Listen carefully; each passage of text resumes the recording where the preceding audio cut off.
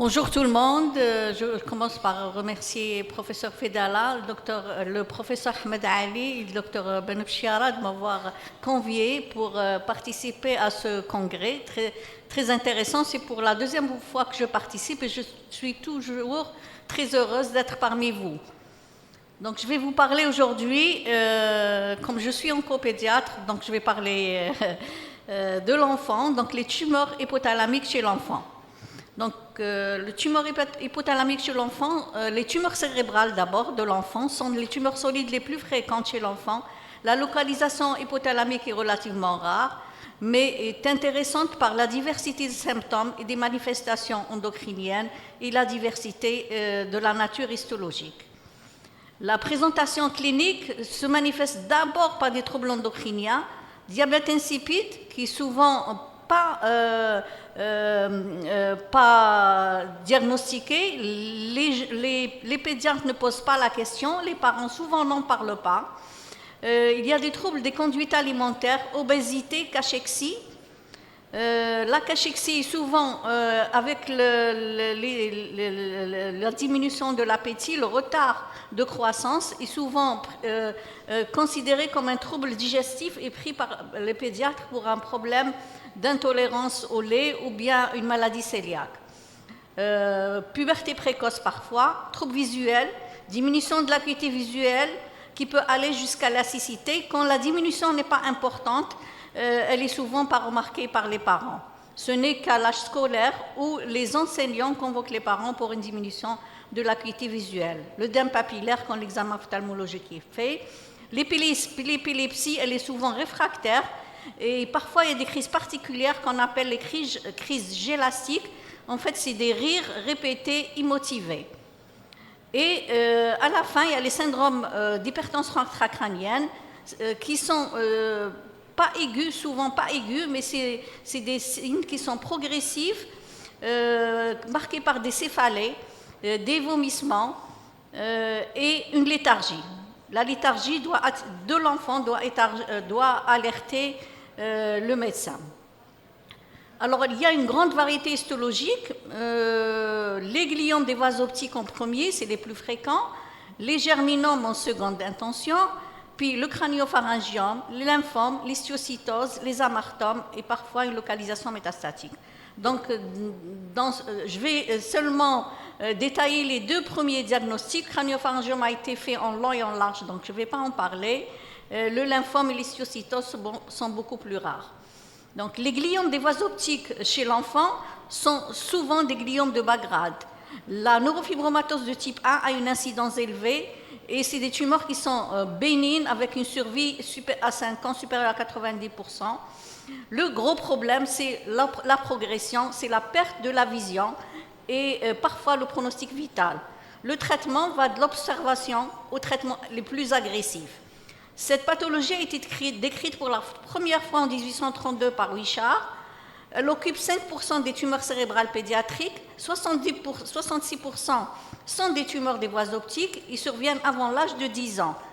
Dans la neurofibromatose qu'on suit, il y a à peu près 20% ont un gliome des voies optiques. D'ailleurs, actuellement, le gliome des voies optiques fait partie des critères de diagnostic de la neurofibromatose de type 1. C'est un critère majeur. Les gliomes de voies optiques, quand il est retrouvé, dans 20 à 40% des cas, il survient dans le cadre d'une NFA. La classification, c'est une ancienne classification anatomique. Donc, les tumeurs hypothalamiques sont classées stade 3. Sur le plan histologique, 90% sont des astrocytomes pilocytiques, c'est-à-dire de grade 1.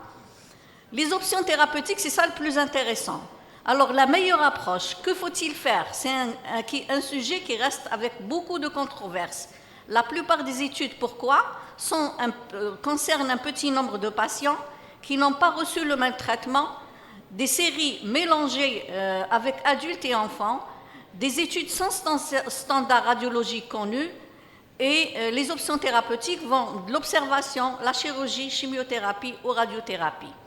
Donc, l'observation, le wait and see, plusieurs études rétrospectives rapportent des régressions spontanées, mais pas d'études prospectives.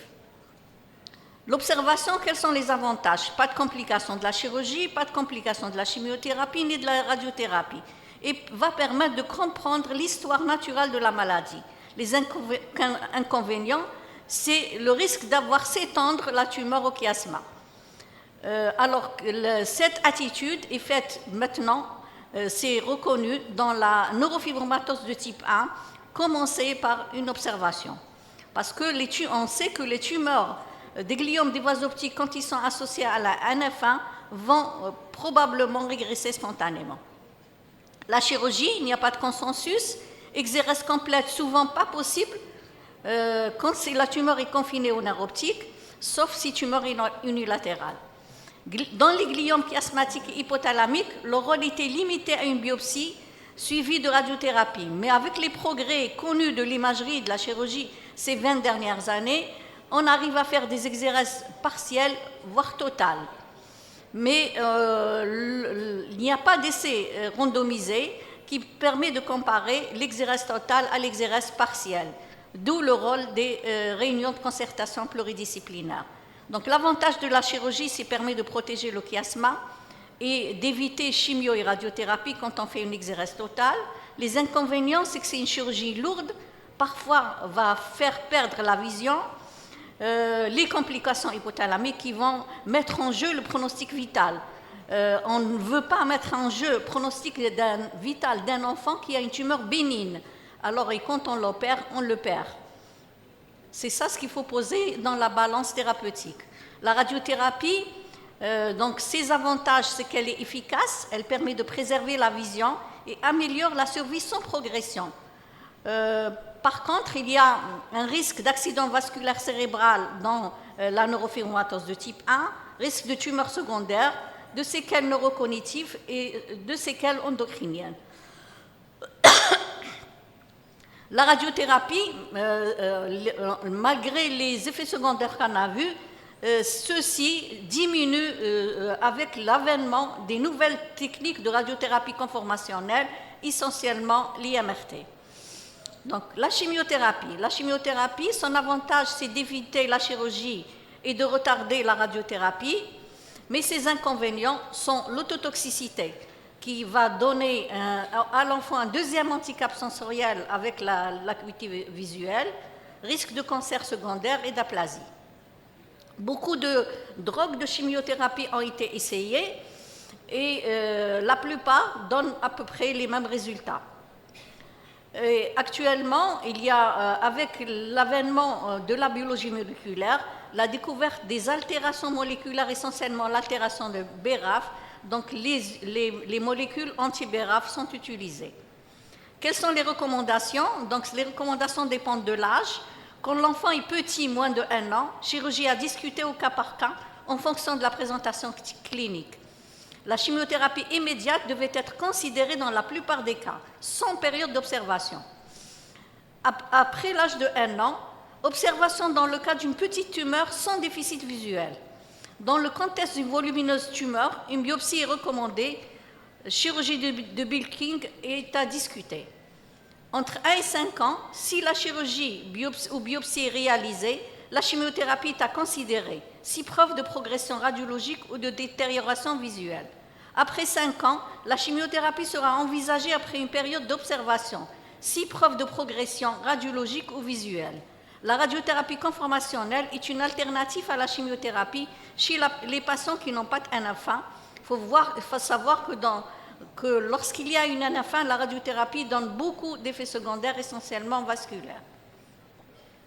Qu'est-ce qu'il faut retenir?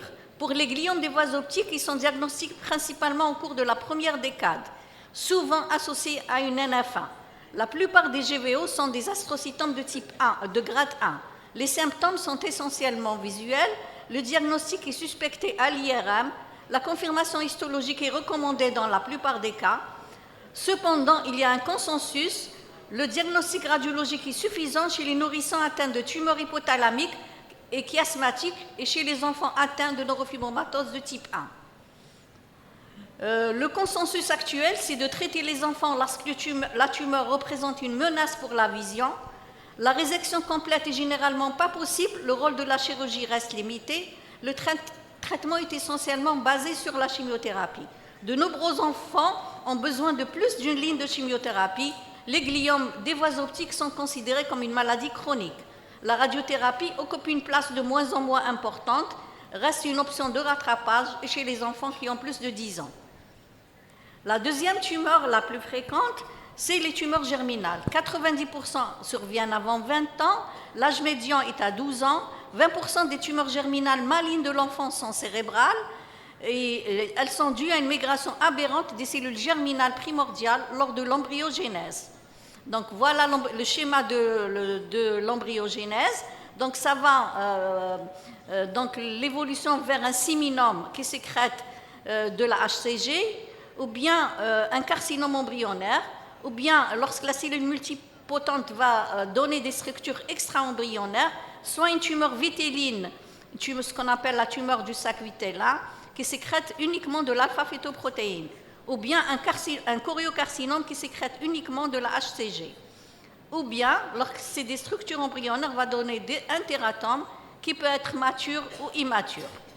Alors, les marqueurs tumoraux sont très importants, ils sont spécifiques et très sensibles. Permettent le diagnostic positif, pas de nécessité de biopsie en cas de marqueur positif. Intérêt évolutif, c'est la surveillance de l'efficacité du traitement et la détection des récidives. Diagnostic du type de tumeur germinale va avoir besoin de l'histologie et des marqueurs. L'histologie, donc, va, par exemple, si on a un tératome mature, avec un taux de marqueurs élevé, ça peut être une tumeur mixte. Ce n'est pas un tératome bénin pur. Le bilan initial, donc c'est toujours les marqueurs tumoraux doivent être faits avant l'acte chirurgical, alpha-fétoprotéine, bêta-HCG dans le sang et le LCR.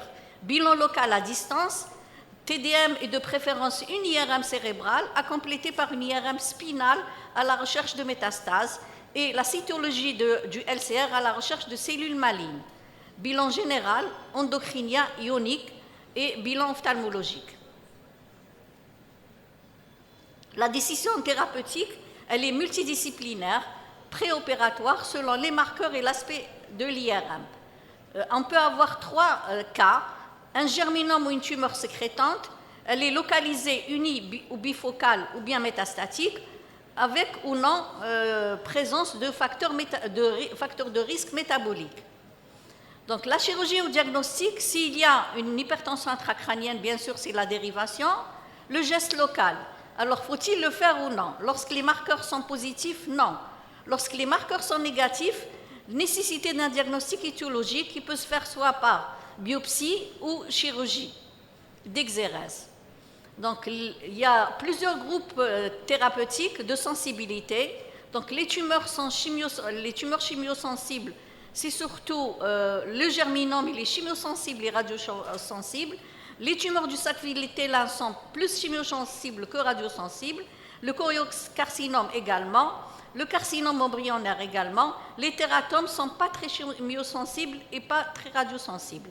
Le tératome mature est ni chimiosensible ni radiosensible. Alors, la première tumeur, c'est les germinomes purs, ou ce qu'on appelle aussi les séminomes, peuvent sécréter de faibles quantités de HCG. Le diagnostic histologique est habituellement nécessaire, sauf s'il y a une faible sécrétion de HCG. L'extension est surtout régionale vers les ventricules. Donc, l'importance d'un bilan complet à la recherche d'une composante sécrétante et d'une dissémination. Le bilan, on l'a dit tout à l'heure, c'est une tumeur très radiosensible et chimiosensible. La chirurgie ne semble pas être une part importante du traitement. 2 approches qui restent sujets de controverse. Radiothérapie crânio-spinale exclusive, avec une survie de l'ordre de 90%, mais des séquelles neurocognitives importantes. Deuxième approche, chirurgie suivie d'une irradiation focale, avec des séquelles beaucoup moindres. Alors, la Société internationale d'oncologie pédiatrique, en fait, est une des expériences européennes et a permis de comparer 2 attitudes. Une attitude allemande qui était de faire une radiothérapie exclusive crânio-spinale et une attitude française qui faisait une chimiothérapie initiale suivie d'une radiothérapie focale. Alors, voici les 2 bras. On fait une chimiothérapie et qui est suivi de radiothérapie. Quels ont été les résultats? En fait, les survies ne sont pas différentes. Le problème, c'est quoi? C'est dans le bras où il n'y a pas une radiothérapie crânio-spinale, la survie est bonne, mais il y a beaucoup de rechutes. Et les rechutes sont essentiellement ventriculaires. Une étude faite par une radiologue de l'Institut Curie qui avait retrouvé 8 cas sur 10 de récidives et qui sont ventriculaires. Donc, la chimiothérapie avec la radiothérapie focale ne contrôle pas toujours la maladie ventriculaire microscopique. Alors, que faut-il faire? La solution, est-ce qu'il faut lâcher cette approche qui est quand même très intéressante parce qu'elle a moins d'effets secondaires ou garder la première approche? On a gardé la première approche, mais on a rajouté une irradiation ventriculaire. Donc, booster les ventricules. Donc, les protocoles actuels font, dans les cas localisés, une chimiothérapie suivie d'une irradiation focale avec une irradiation ventriculaire totale, whole ventricular irradiation, pour permettre d'éviter les récidives ventriculaires. On sait que la maladie est ventriculaire. Donc, dans les germinomes, la radiothérapie reste le standard, c'est le gold standard. La radiothérapie locale est indispensable. Le rôle de la radiothérapie ventriculaire, la chimiothérapie dans le rôle est prophylactique. Deuxième groupe de tumeurs germinales, c'est les groupes qui sont de tumeurs germinales mais qui ne sont pas séminomateuses. C'est en dehors des germinomes. En fait, on a plusieurs types. C'est des tumeurs qui sont sécrétantes avec un des contingents suivants, tumeur vitelline, choriocarcinome ou carcinome embryonnaire.